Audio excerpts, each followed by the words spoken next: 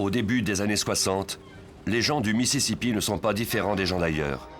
Ils sont fiers de leur ville et de leur village. Ils croient fermement en leurs valeurs et répugnent au changement. Mais un vent nouveau s'apprête à souffler sur le Mississippi et ce vent vient du nord. À l'été 1964, 1000 étudiants d'universités du nord des États-Unis se préparent à aller au Mississippi pour encourager la population noire à voter. En juillet, le président Johnson s'apprête à signer un nouveau projet de loi sur les droits civiques. C'est en quelque sorte le début de la fin de l'oppression des Noirs. Mais des générations de haine ne peuvent être éliminées par une simple loi.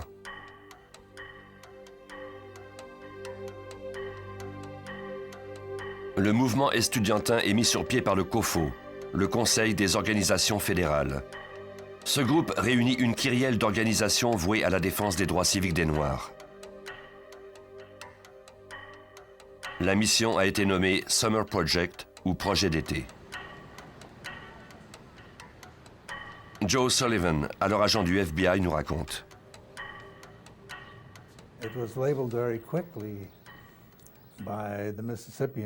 Très rapidement, les habitants de la région ont perçu cet événement comme étant l'invasion d'été du Mississippi.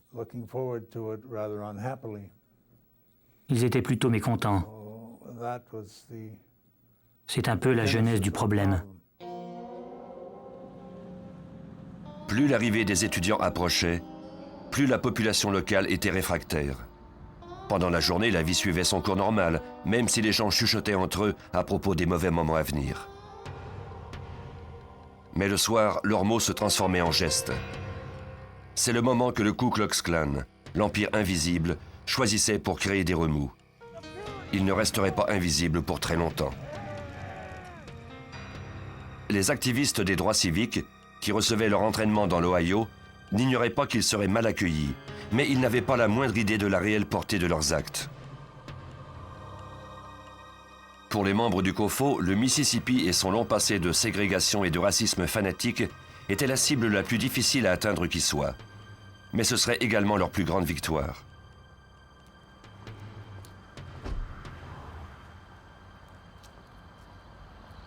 Bob Moses était l'un des organisateurs de Summer Project. Dans l'esprit de tous les Noirs, le Mississippi est le symbole même du racisme. Pendant que nous organisions la campagne, une question nous hantait. On pouvait passer la nouvelle loi des droits civiques si on le voulait, on pouvait changer des choses, mais à moins qu'il n'y ait de réels changements au Mississippi, on ne pourrait pas se débarrasser de l'infection du racisme, parce que son foyer était le Mississippi. 6 mois avant l'arrivée des étudiants sur place, Michael Schwerner, 24 ans, quitte à New York pour s'établir à Meridian, au Mississippi, pour mettre sur pied la base des opérations. Schwerner rencontra le pasteur de l'église méthodiste de Mount Zion de Longwood pour lui demander s'il acceptait de leur prêter l'église pour les réunions du COFO. La population noire de Longwood avait cohabité pacifiquement avec ses voisins de race blanche.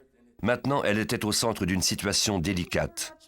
Le conseil de l'Église devait soupeser les pour et les contre, c'est-à-dire l'avancement des droits civiques ou bien d'éventuelles représailles pour la population noire.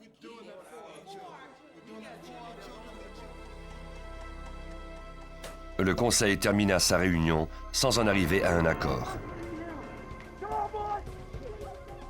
Mais le Ku Klux Klan allait prendre une décision à leur place.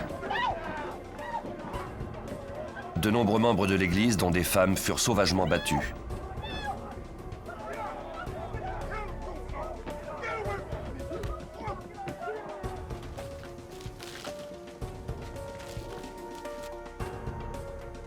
Plus tard, au cours de la soirée, l'église de Mount Zion fut incendiée.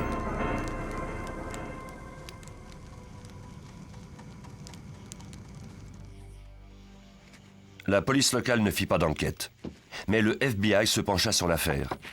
Les agents du FBI voulaient s'assurer qu'il n'y avait pas eu d'infraction fédérale. Ils savaient bien qu'une fois les étudiants arrivés, l'été serait long et très chaud. Le dossier fut nommé Mississippi Burning. Les agents menèrent leur propre enquête, demandant aux membres de l'Église ce qu'ils avaient vu le soir de l'incendie. Les membres du Ku Klux Klan étaient masqués, mais des témoins se rappelaient avoir aperçu un homme à bord d'une camionnette portant un chapeau de shérif. Un représentant de la loi était donc vraisemblablement impliqué dans l'affaire. Cela n'avait rien de surprenant. Beaucoup de gens du Sud n'acceptaient pas la volonté du gouvernement fédéral de forcer l'intégration. Les autorités locales cherchaient souvent à maintenir la situation telle qu'elle. La tendance générale était de se méfier du gouvernement fédéral. La population s'opposait à toutes nos tentatives de changement. Ils nous percevaient comme des ennemis. Les Noirs n'étaient plus leurs seuls ennemis, le gouvernement fédéral l'était tout autant. Jim Ingram, qui est aujourd'hui membre de la commission de sécurité publique pour le Mississippi, était alors agent du FBI à Jackson dans les années 60. Au cours de cette période, c'était un travail très ingrat. Nous parcourions l'État. Nous pouvions nous trouver à Natchez ou à Philadelphia. Ou alors, nous étions à Hattiesburg, où nous enquêtions sur des crimes commis contre les habitants du Mississippi. Nous étions toujours loin des nôtres, et on nous envoyait des menaces. Nous trouvions des serpents dans nos boîtes aux lettres, par exemple. Il fallait toujours verrouiller les portières de notre voiture. On ne savait jamais ce qu'on allait y trouver en montant à bord. On nous menaçait également de s'en prendre à nous et à nos familles. Malgré toutes ces tentatives d'intimidation, le nombre d'agents du FBI allait bientôt être multiplié par 100 dans cet État. Michael Schwerner travaillait à l'installation du centre d'opération du COFO à Meridian, au Mississippi, avec sa femme Rita. James Cheney, un jeune plâtrier de 20 ans, se joignit à eux. Cheney était né à Meridian. Il connaissait la façon de vivre et le climat politique de la région. Michael Schwerner, 24 ans, était un jeune homme de tendance libérale du Bronx. Il avait obtenu sa licence en sciences sociales d'une grande université. Ses antécédents étaient fort différents de ceux de Cheney, et pourtant les deux jeunes hommes partageaient les mêmes objectifs.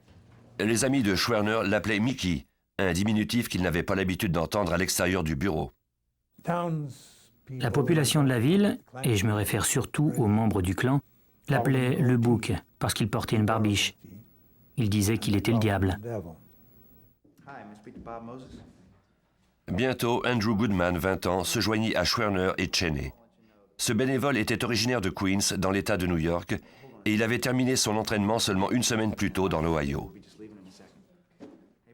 Rita Schwerner retourna à New York pendant que les trois hommes et d'autres bénévoles préparaient l'accueil du premier groupe de 200 travailleurs sociaux originaires du Nord. La première vague de l'invasion devait arriver le 21 juin 1964.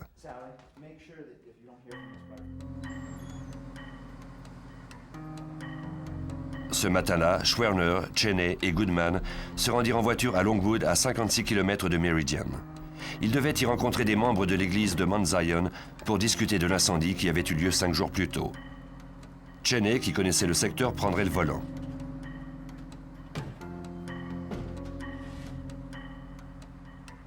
Ils étaient en quelque sorte l'avant-garde de cette marche pour la paix, et ils n'étaient pas sans savoir que le danger les guettait.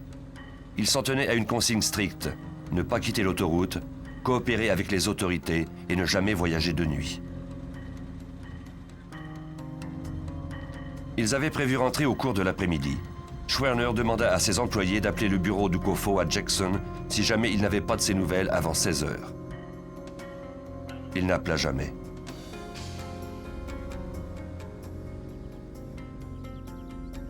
Les membres du COFO avisèrent le FBI lorsqu'ils constatèrent que Mickey Schwerner n'avait pas appelé au bureau tel que prévu. Les agents se mirent en contact avec les autorités de la région pour savoir si quelqu'un avait aperçu Schwerner, Cheney et Goodman. Il y avait une piste. Selon le shérif adjoint Cecil Price de Neshoba County, le trio rentrait de Longwood quand il leur avait demandé de se ranger près de Philadelphia, à 60 km de Meridian.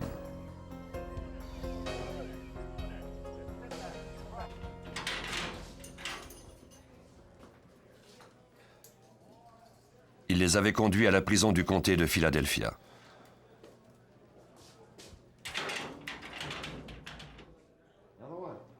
Cheney avait été mis en détention pour excès de vitesse. Les 2 autres hommes étaient détenus à cause de leur rapport avec l'incendie de l'église de Mount Zion.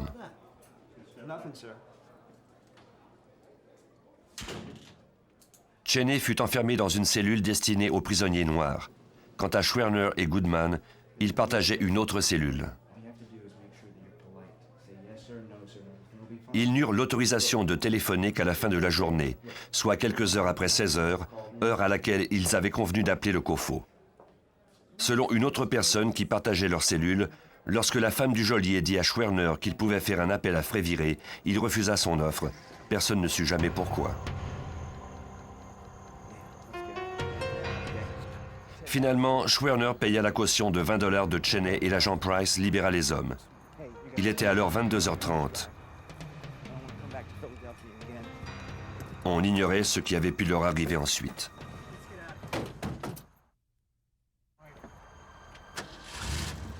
L'agent Sullivan craignait pour la vie des 3 militants dans l'affaire du Mississippi Burning. Il soupçonnait qu'ils n'avaient pas simplement été libérés de prison, mais qu'ils avaient vraisemblablement été livrés aux membres du Ku Klux Klan.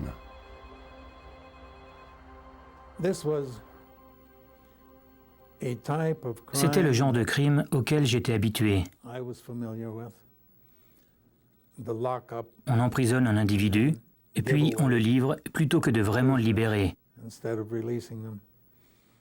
J'étais habitué à cette façon de procéder, et j'étais à peu près sûr que c'était ce qui s'était produit. Le point de départ de l'enquête était le shérif adjoint Price, la dernière personne à avoir vu Schwerner, Cheney et Goodman. Ce dernier s'en tint à la même version. Il les avait libérés vers 22h30, mais ne pouvait pas rendre compte de ses propres allées et venues à lui au cours de l'heure suivante. Joe Sullivan avait été dépêché de Memphis pour mener cette enquête. C'était la seule piste et elle était bien mince. Le bureau du shérif était complice, j'en étais convaincu. Mais je n'avais aucune preuve. Tout ce que je savais, c'était que ce n'était pas la première fois qu'une situation de ce genre se produisait. J'ai commencé dès lors à faire attention à l'information que je révélais selon la personne à qui je m'adressais.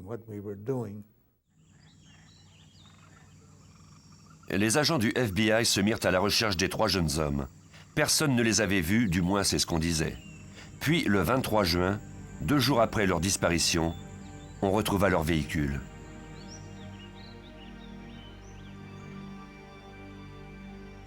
Deux Indiens Choctaw d'une réserve indienne voisine avaient aperçu leur véhicule en flammes le lendemain soir. La voiture avait été incendiée dans un marécage appelé Bog Chitto, à seulement 20 mètres de l'autoroute près de Philadelphia. Lorsqu'ils se rendirent compte qu'il ne s'agissait pas d'un événement anodin, ils appelèrent le FBI.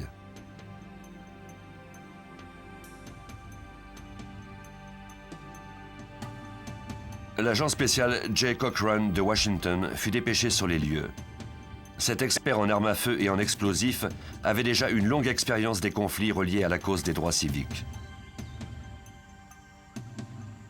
En apercevant la voiture, il savait qu'il aurait du mal à trouver des indices. Par l'examen du véhicule incendié, nous tentions de retrouver des restes humains. Nous cherchions aussi un indice qui nous aurait aidé à savoir ce qui était arrivé à ces militants des droits civiques. La voiture était trop endommagée pour fournir la moindre information. Mais tout près, quelque chose donnait à espérer. C'était une montre et les clés d'une voiture. On établit que c'était la montre de Schwerner.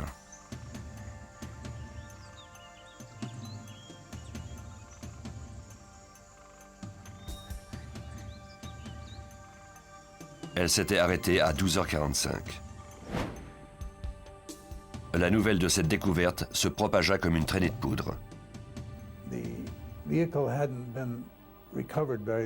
Le véhicule venait à peine d'être découvert que la nouvelle circulait déjà sur le téléx de la police et la radio, etc., etc.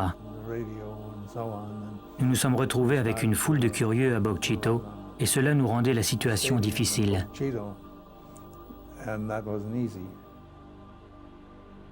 La découverte n'allait pas à l'encontre de l'hypothèse d'un coup monté. Mais pour les enquêteurs, il n'y avait guère d'espoir de retrouver ces hommes vivants. Dès le début, nous savions que nous ne quitterions pas les lieux avant d'avoir retrouvé les corps. Hoover ne l'aurait pas toléré, le public non plus. Nous devions retrouver ces corps, peu importe le temps requis.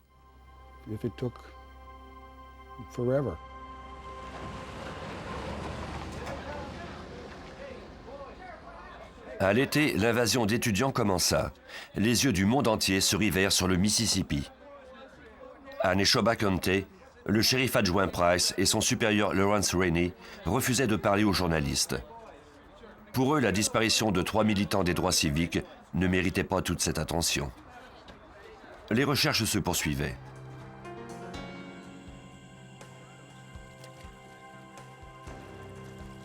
« 400 marins de la base aéronavale de Meridian étaient de service.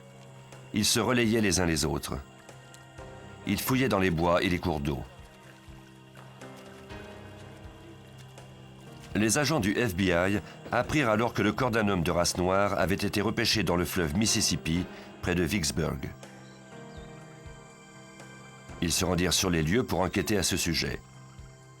Vicksburg était à 225 km de distance, mais il était possible que le corps de Cheney ait été emporté par le courant.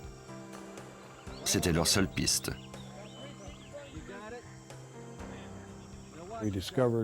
Nous avons alors découvert que ce n'était pas le cadavre d'un des militants des droits civiques, mais plutôt la victime d'un lynchage du Ku Klux Klan.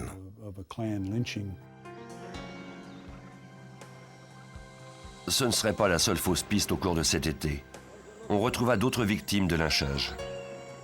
Certaines de ces disparitions n'avaient jamais été signalées parce que dans ces secteurs, le Ku Klux Klan faisait la loi. La priorité du FBI était de retrouver les 3 militants, même si son but ultime était de démanteler le Ku Klux Klan.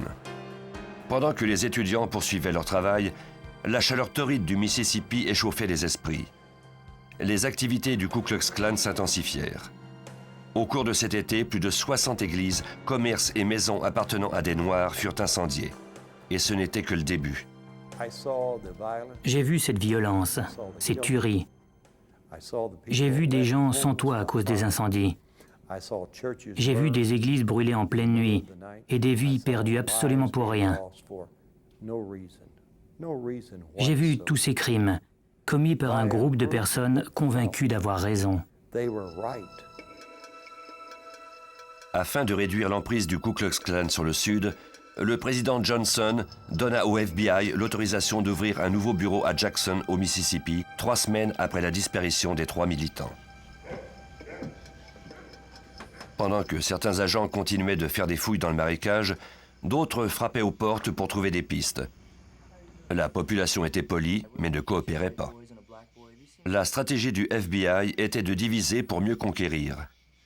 Des agents participaient au rallye du Ku Klux Klan, prenaient des photos, notaient les numéros des plaques d'immatriculation, jusqu'à ce qu'on finisse par leur demander de quitter les lieux. Heureusement, ils avaient eu le temps de recueillir les informations qu'ils voulaient. Quand on rencontrait de nouveau certaines personnes, elles nous assuraient qu'elles ne faisaient pas partie du clan. Oui, mais pourquoi étiez-vous à l'une de leurs réunions si vous n'en faites pas partie? Saviez-vous qu'ils ont fait exploser une église?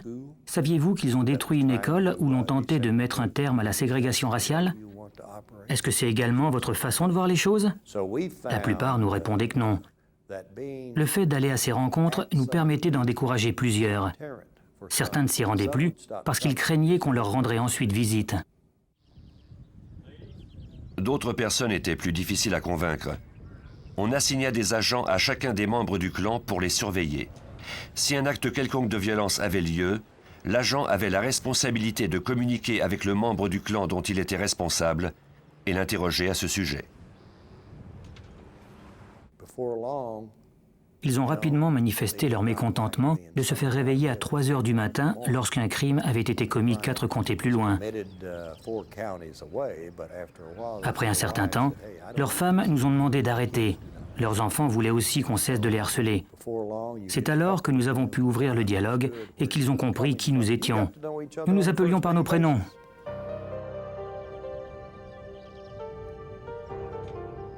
Bientôt, certains informateurs se manifestèrent. Certains d'entre eux étaient des épouses, D'autres des membres du Ku Klux Klan rongés par la culpabilité. Ils fournissaient des bribes d'informations à l'insu de leurs voisins.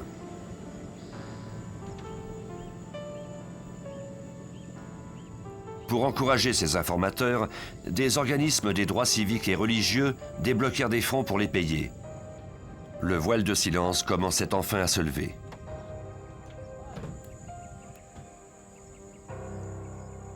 Un informateur suggéra aux agents d'interroger un jeune homme du nom de Wilmer Fay Jones. Ce dernier avait 19 ans. Il vivait à Chicago. Il était parti brusquement de Philadelphia environ 3 semaines avant la disparition des hommes. Il n'était pas parti de son plein gré.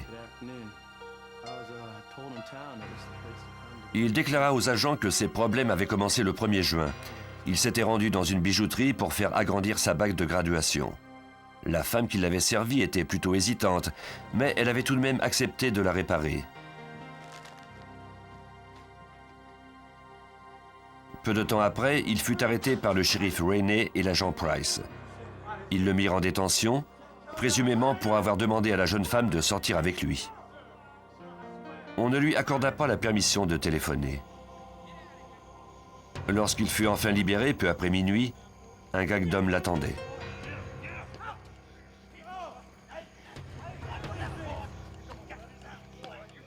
Ils le saisirent et le forcèrent à monter dans une camionnette.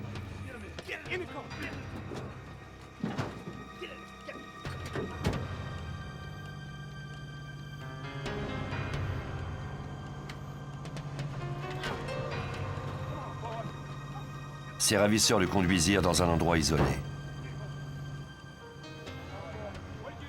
Ils tentèrent ensuite de le forcer à avouer qu'il avait fait des avances à la jeune femme. Wilmer Fay Jones jura qu'il n'avait rien fait. Les hommes étaient prêts à le tuer sur place. Puis l'un d'entre eux, qui se faisait appeler le pasteur, décida de l'épargner. Il dit à Jones de quitter la ville pour toujours, sinon il serait un homme mort. Jones monta à bord du premier autobus qui quittait la ville.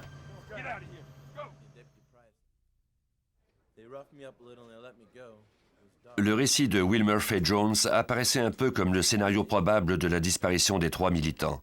Mais sans doute ces derniers n'avaient-ils pas eu autant de chance. Ils avaient été assassinés.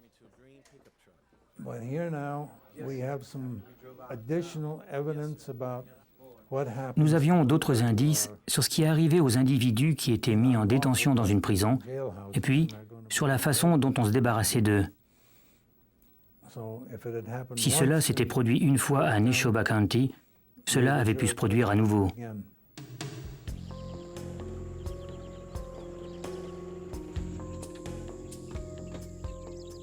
Les agents croyaient que Jones pouvait les aider à retrouver le corps des 3 militants des droits civiques. Ils lui demandèrent de les conduire à l'endroit où le gang l'avait battu.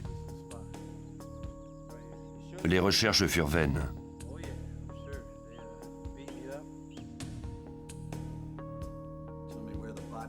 Entre-temps, Sullivan gagnait peu à peu la confiance d'un informateur éventuel.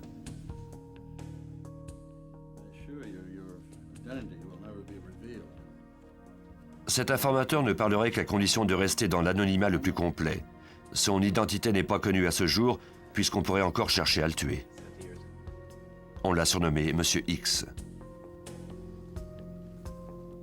Le 31 juillet 1964, Monsieur X accepta enfin de s'ouvrir à l'agent Sullivan. Après avoir échangé quelques banalités, je lui ai demandé s'il allait pouvoir révéler quelque chose de significatif.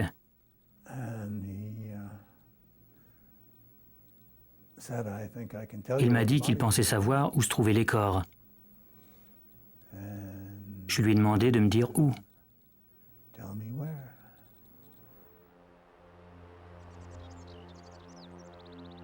Selon M. X, Goodman, Cheney et Schwerner avaient été enterrés sous une digue à Old Jolly Farm. Cette ferme appartenait à Olin Burridge, l'un des hommes les plus riches du comté. Les agents ne pouvaient s'y rendre immédiatement. Ils savaient que le Ku Klux Klan épiait leurs moindres mouvements. Ils ne voulaient pas qu'ils se doutent qu'un informateur leur avait donné cette piste. Ils obtinrent finalement le mandat de fouiller Old Jolly Farm. Sullivan envoya l'agent Cochran au site accompagné d'autres agents.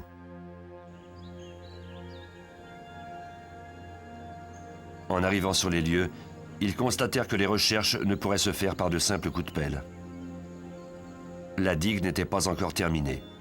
Elle faisait 165 mètres de long, 6 mètres de haut et 3 mètres de large à son sommet. On pouvait présumer que les corps n'avaient pas été qu'enterrés, mais plutôt que la digue avait été érigée directement par-dessus eux. Les agents désiraient garder secret leurs travaux d'excavation, mais cela serait difficile. Ils devaient trouver un entrepreneur étranger qui disposait de la machinerie nécessaire pour déplacer la terre. Le 4 août, la machinerie était en place. On demanda à l'entrepreneur quelle était la meilleure façon d'enlever la terre.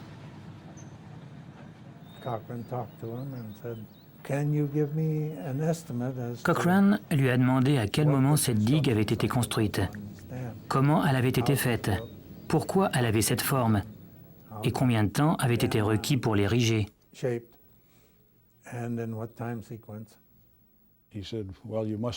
Il m'a répondu, « Eh bien, vous savez assurément ce que vous recherchez. » Ce à quoi je n'ai pas répondu.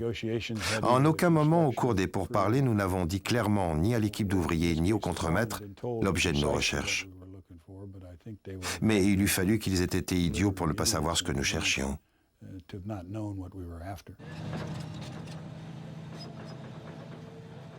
Le contremaître donna ensuite aux agents un coup rapide en construction de digues. Cochrane planta ensuite un bâton dans le sol pour indiquer à quel endroit il voulait qu'on commence les travaux d'excavation. Puis subitement, par un geste qui est devenu légendaire dans les annales du FBI, il changea d'avis.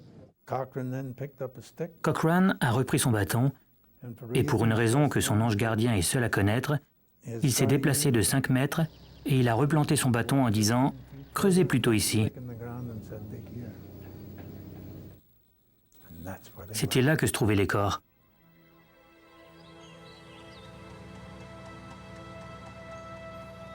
Les travaux, qui avaient débuté à 8h30, progressaient lentement.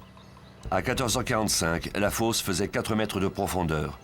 On pouvait déjà sentir l'odeur âcre de la mort. On abandonna la machinerie pour utiliser des outils de jardinage. À mesure que le jour avançait et que le soleil plombait, l'odeur devint plus puissante.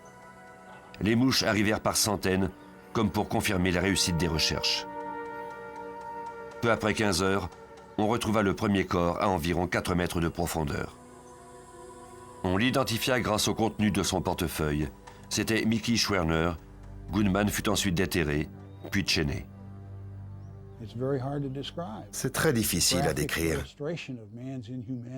C'est l'image même de l'inhumanité de l'homme. Tuer des personnes sans raison valable.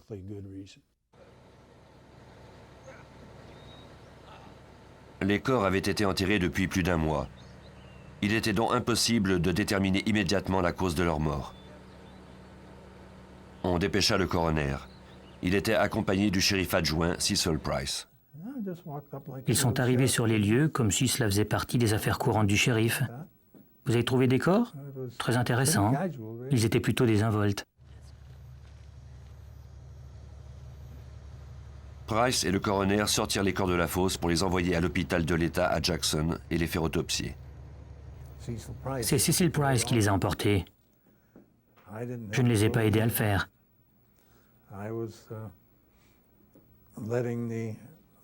Je laissais les autorités locales faire leur travail. C'était leur juridiction.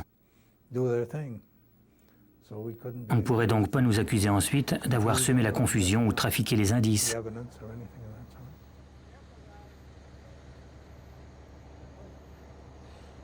La présence sur les lieux du shérif adjoint était-elle l'exemple du retour du criminel sur la scène du crime? En tout cas, il ne laissa rien transparaître. Les yeux de tous les agents sur la scène étaient rivés sur Price. Je n'ai pas remarqué la moindre réaction émotive, et je crois que personne d'autre n'a remarqué quoi que ce soit non plus. On procéda à l'autopsie des corps à Jackson.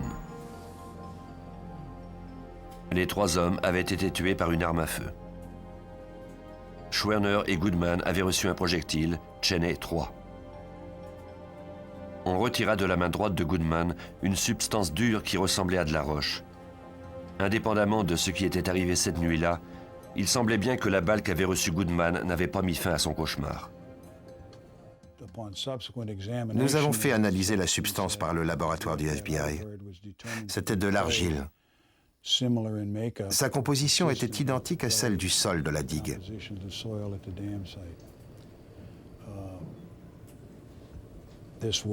Cela sous-entendait que Goodman était encore en vie au moment où on l'a enterré.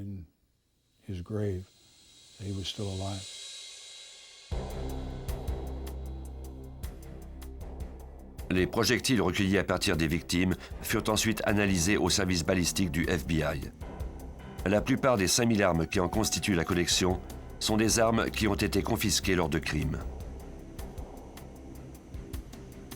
Le matériel de recherche a beaucoup évolué depuis 1964, mais le rôle des experts est resté le même. Prouver qu'une telle arme à feu a servi à tirer tel projectile. Aujourd'hui, les tirs d'essai sont sous la responsabilité du superviseur et agent spécial Paul Tandren. Lorsque la balle passe dans le canon, elle est soumise à des irrégularités. Ces irrégularités sont particulières à chaque arme à feu.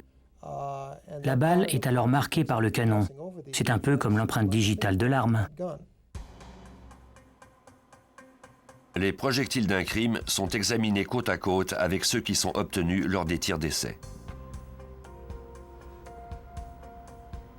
S'ils ont été tirés avec la même arme à feu, les experts pourront voir le même motif se répéter d'un projectile à l'autre à l'aide d'un stéréoscope. A l'inverse, s'ils n'ont pas été tirés avec la même arme à feu, il n'y aura aucune correspondance. Il y a beaucoup de marques, mais peu d'entre elles sont identiques. C'est caractéristique de deux projectiles tirés avec deux armes à feu différentes, mais de même modèle. En ayant recours à des analyses similaires, le FBI en conclut que Cheney avait reçu des projectiles de calibre 38 de deux armes à feu différentes. De plus, les résidus de poudre explosive indiquaient que les trois hommes avaient été tués à bout portant. Le coût approximatif des balles qui avaient tué ces hommes s'élevait à 25 cents. Tout à coup, pour la population de Neshoba County, les trois militants des droits civiques n'étaient plus les acteurs d'un coup monté. Ce fut un point tournant dans l'enquête. Les racistes n'acceptaient pas que des hommes blancs aient été assassinés. Selon l'agent Jim Ingram, le FBI ne fut plus perçu comme l'ennemi. Ils ont alors compris que les meurtriers étaient très violents.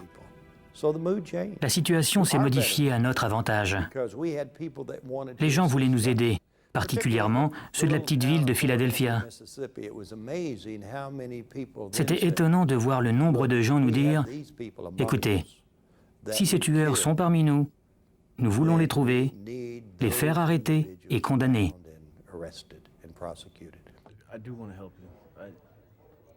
Le sergent Wallace Miller de la police de Meridian était un membre respecté du Ku Klux Klan qui estimait en avoir maintenant assez vu. Il voulait quitter le clan, mais le FBI le convainquit de rester. Maintenant, les agents disposaient d'une taupe. Il y avait enfin une brèche dans les murs de l'Empire invisible.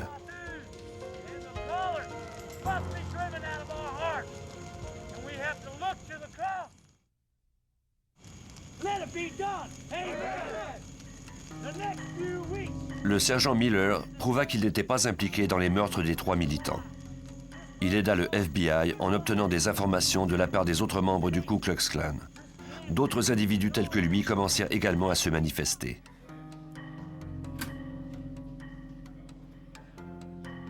Personne ne savait que les autres membres parlaient. Les agents recueillaient les informations. À partir des interrogatoires de divers informateurs, le FBI dressa la liste des membres du Ku Klux Klan impliqués. Les mêmes noms revenaient sans cesse. Les meurtres avaient été planifiés par Sam Bowers, le grand sorcier des chevaliers blancs du Ku Klux Klan.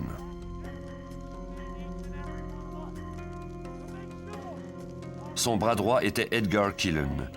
Il était apparemment le pasteur qui avait épargné la vie de Wilmer Faye Jones.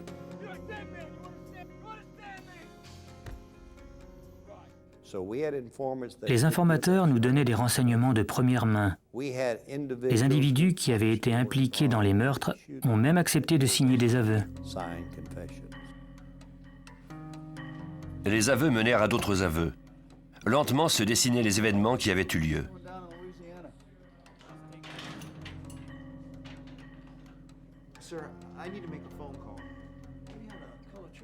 Le plan était d'une simplicité redoutable.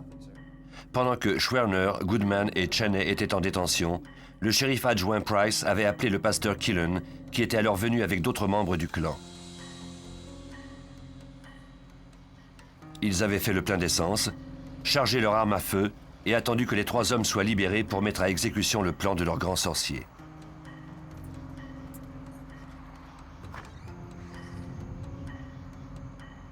Les militants furent remis en liberté à 22h30. Le clan les attendait.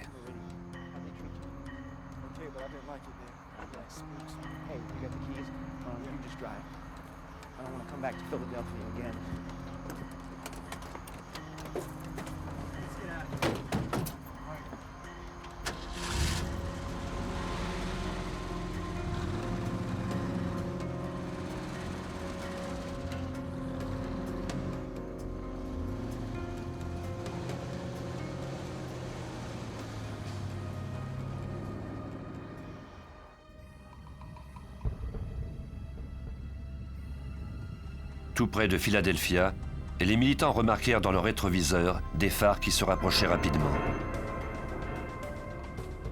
Ils accélérèrent jusqu'à 160 km/h pour leur échapper. L'un des 3 véhicules eut des ratés. La voiture du shérif adjoint Price était l'une des 2 autres voitures. Il alluma son gyrophare. Cheney rangea la voiture le long de la route.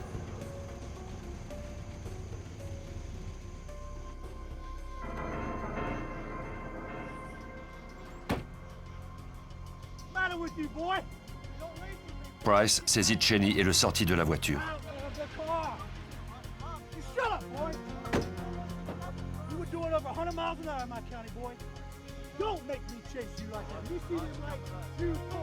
Schwerner et Goodman furent escortés jusqu'à l'arrière de la voiture de police. Alors que Cheney se préparait à les suivre, Price lui asséna un coup de matraque et le poussa dans la voiture.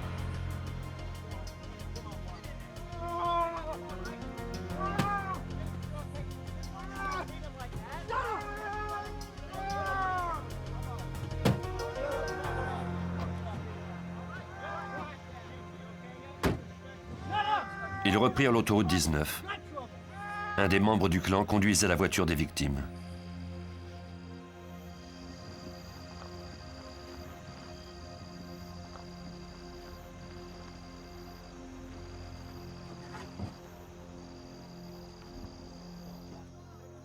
Les meurtres furent commis sans autre forme de procès. Schwerner fut tué le premier.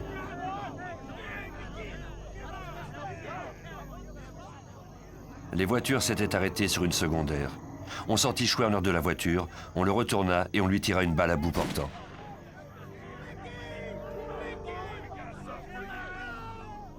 Goodman fut tué de la même façon.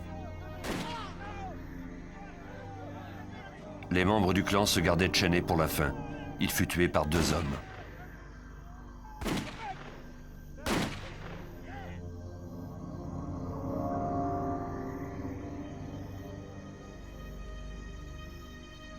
Leurs corps furent ensuite remis dans leur véhicule. On les conduisit à Old Jolly Farm, où l'opérateur du bulldozer attendait dans l'obscurité, prêt à enterrer les corps sous 4 mètres d'argile.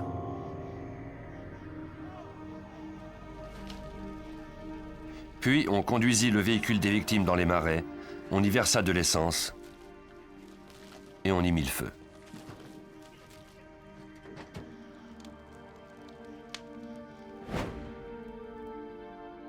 Le 25 novembre, le FBI annonça connaître l'identité de ceux qui avaient tué les 3 militants. Aux États-Unis, les accusations de meurtre sont cependant sous la juridiction de l'État et non du fédéral. Le FBI pouvait seulement faire accuser les membres d'avoir violé les droits civiques des 3 victimes. Il était peu probable que l'État du Mississippi procède à des accusations de meurtre. Plus de 5 mois plus tard, 19 hommes furent accusés de forfaiture, de complot en vue d'opprimer et d'intimider les militants et de les empêcher d'exercer leurs droits constitutionnels. 2 autres hommes furent accusés de complicité car ils savaient que les meurtres devaient se produire. Tous payèrent leur caution et furent libérés. On fixa au 10 décembre l'audience préliminaire. On se rendait compte de l'envergure des indices que nous avions recueillis. Les photos de la digue, des corps, les photos de l'autopsie, le véhicule incendié, etc., etc.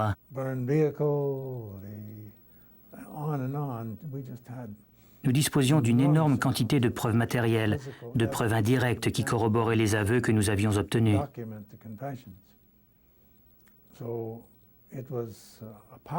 C'était une enquête impressionnante et nous avons eu la chance d'avoir dans notre équipe 2 procureurs hors du commun. Nous croyions qu'il serait impossible de discréditer nos preuves, mais nous savions également que le Mississippi traversait une période tumultueuse et n'aimait pas ce que nous avions fait. Le procès alla mal dès le début. Lors de l'audience préliminaire, le juge refusa les témoignages écrits.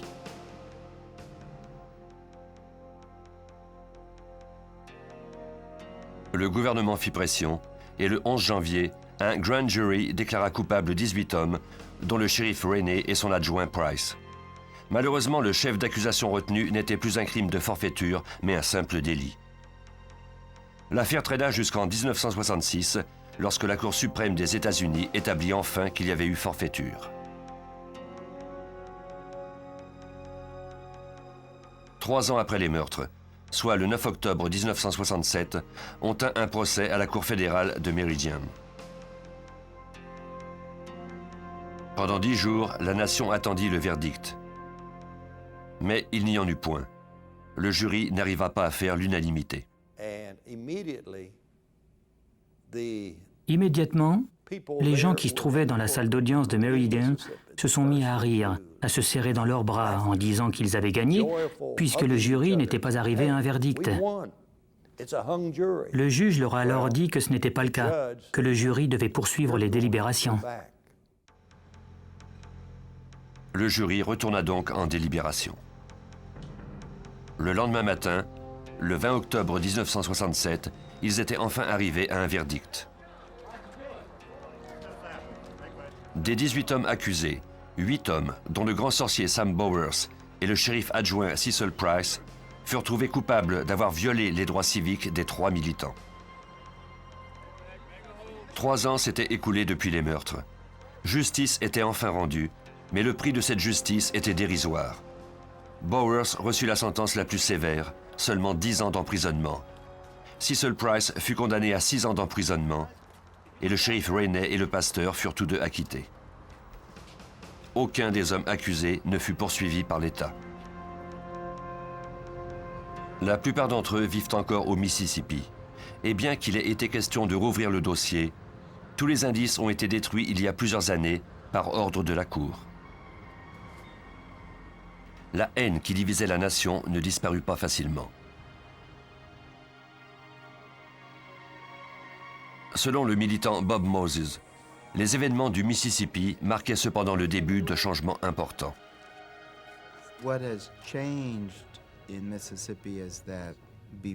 Ce qui a changé au Mississippi, c'est qu'avant les années 60, cet État était à part du reste du pays.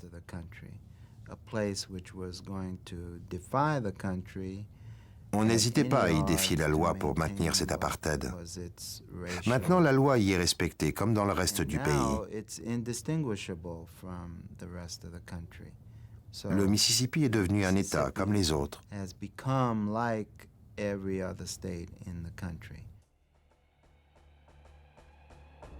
Des dons ont permis de reconstruire l'église de Mount Zion. C'est devenu un lieu de pèlerinage en l'honneur des 3 hommes qui sont venus ici, en espérant changer les choses, et qui ont réussi, mais d'une façon qu'ils n'avaient guère prévue. Mickey Schwerner et Andrew Goodman ont été inhumés à New York. Quant à James Cheney, sa tombe se trouve dans les collines à l'extérieur de Meridian. Elle est marquée de graffitis laissés là par des vandales.